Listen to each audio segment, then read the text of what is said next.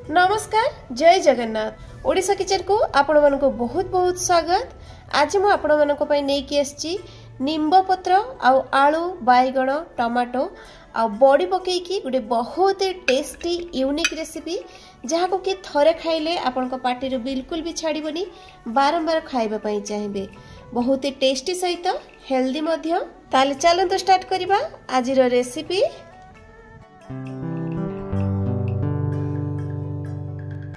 तो से सर्वप्रथम आम कौन करवा ना जो लिंब पत्र को नहीं ताको छोट छोट पीसेस रे काटिदबा। छोट छोट जदि आप न काटे ताले हाथ में दली देवे। जेहेतु ये पूरा कलिया कलिया निंब पत्र अच्छी तेणु हाथ में दली देले चलो ना काटिदेले चलो। तापर बसई नवा एपटे गोटे फ्राइंग पैन बा कड़ई चाहिए बसई पारे। ता देहरे देदेबा ये गोटे चामच तेल। तेल भल भाव गरम हो गलानी। आम जो लिंब पत्र को छोट छोट काटिकी रखी ताकू भाजी नवा। भल भाव भाजी नवा फल पीता लगी न था लिंब पत्र। 2 मिनिट पाखापाखि मुझे लिंब पत्र को भाजी नहीं एबे मुझे या बाहर करदेवी। आउ गोटे चामच तेल देदेबा। आउ जो बड़ी नहीं ताकू भाजी आनिबा। यही कलर तरकारी आप बड़ी यूज करेंगे देखिए बहुत बढ़िया टेस्ट आसीबो। बड़ी ये भल भाव भाजी हो गलानी। एबे आमे बड़ी को मध्य बाहर करनबा।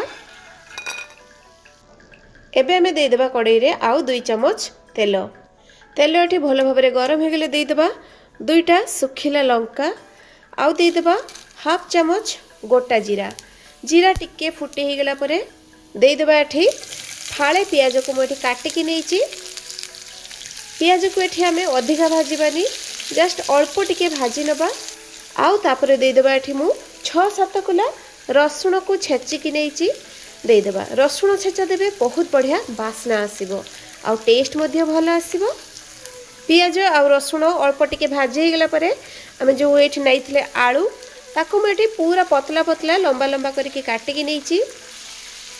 2टा आलू को मुझे नहीं गोटे छोट छोट काटिकी बैगण देखिकी देदेबा।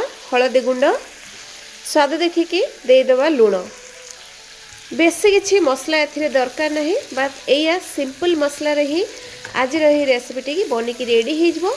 बहुत ही टेस्टी ता छड़ा यहाँ लगे गरम गरम भात हो कि पखाड़ सबुथिरे खाइबापी पूरा मजा आसीज।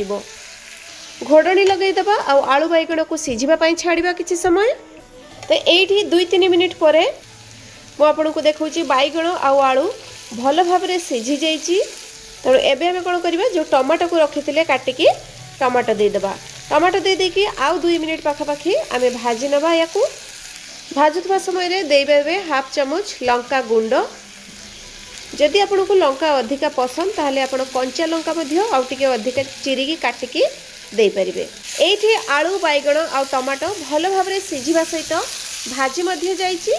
तो यही स्टेज रे कौन करवा आमे जो बड़ी रखी देदेबा आउ जो लिंब पत्र को भाजिकी रखी ताको देदेबा। देकी आमे 1 मिनिट पर्यंत एमती आउ टिके भाजी नबा। भल भाव भाजी हो आ लिंब पत्र को सभा लास्ट रे देबे। देखिए बिल्कुल भी पीता लगनी। आपण चाहिए बड़ी को टिके भांगिकी मध्य नहीं पारिबे। मुझे गोटा बड़ी को नहीं आपण चाहिए बड़ी को टिके भाजी सारिकी चोरी देबे जहाँफल तार बास्नाटा बहुत बढ़िया आसिबो आउ टेस्ट भल आसिबो।